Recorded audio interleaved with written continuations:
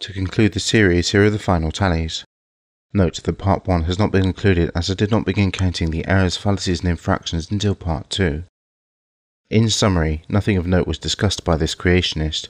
The majority of his comments to the extant dodos were nothing more than red herrings, appeals to emotional authority, consequences, majority opinion, ad hominem attacks, insulting behaviour and misrepresentation of science and the scientific endeavours within. The creationist also demonstrates his lack of morality with his comments about non-believers being animalistic without God, while simultaneously hosting videos where he has made comments that it is justifiable to kill children in the name of his religious belief. Several users have commented on this, including a large number of Christians, all of them expressing disbelief. In response to my raising this point, the creationist has made another video entitled To the Atheist Part 2, in which he attempts to justify his position that if his holy book orders God's followers to kill, they should do so. But I'm going to justify God's actions for you this one time, because I hear it all the time, and it's a lot lately. The atheists are passing this one around. I'm gonna explain something to you.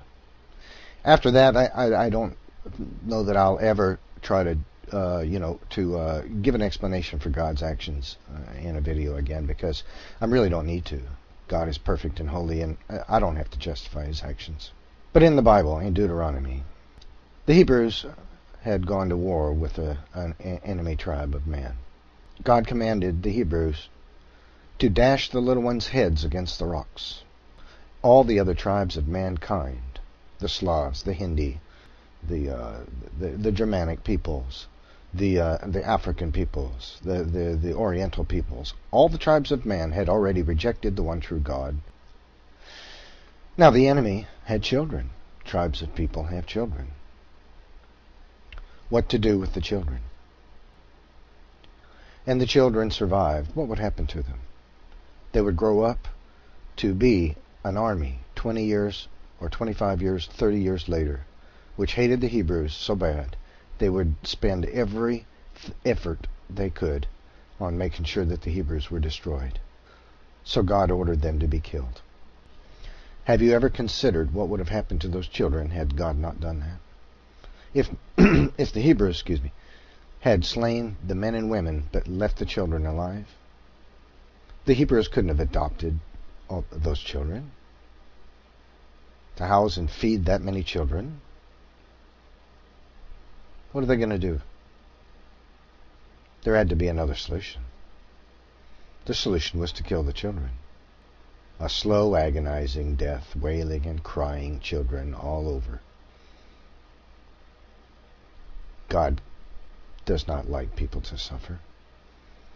So God had them killed. And instead he took their spirits into heaven, where he could love them for eternity. Now that's a merciful God.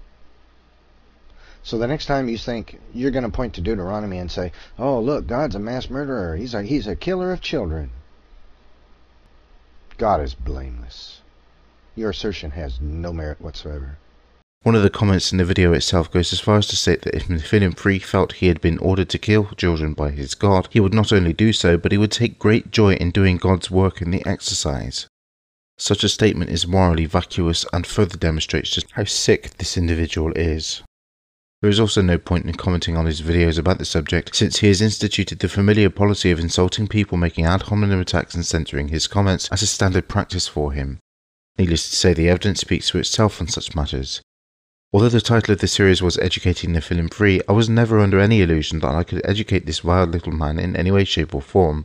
It was merely a play on the same name of his series, Educating the Dodo. The creationist can never be educated on anything that disagrees with his Bible, and there will be no point in attempting to do so. The primary reason for my series was to highlight the errors, contradictions, fallacies, attacks and insults for others to see. This is in the hopes should any theist be undecided on whether to accept the observational reality that evolution happens, or decide to ignore the facts and start to engage in wishful thinking instead, that they might see the dishonest tactics employed by creationists and other fundamentalist groups for themselves, and decide that they are better off being honest instead. It is certainly not an attack on their right to believe whatever they wish to, even if I don't share their religious beliefs, and in spite of what creationists may claim. And once again I state the following: science cannot comment on the supernatural. Believing in God does not require the ignorance of observational reality, and by the same token, accepting the observational reality that evolution happens does not preclude a belief in any particular religion. Just ask Dr. Kenneth Miller. So now that this conclusion is uploaded to YouTube, I am now finished with this creationist's latest material and can consider this completed. If in the future I decide to, I may revisit some of his other material, but for now I'll be moving on to more fruitful endeavours. My next planned series is a critical analysis of What the Bleep Do We Know? Down the Rabbit Hole. In the meantime, I'll be returning to the Creationist Name is Shame series.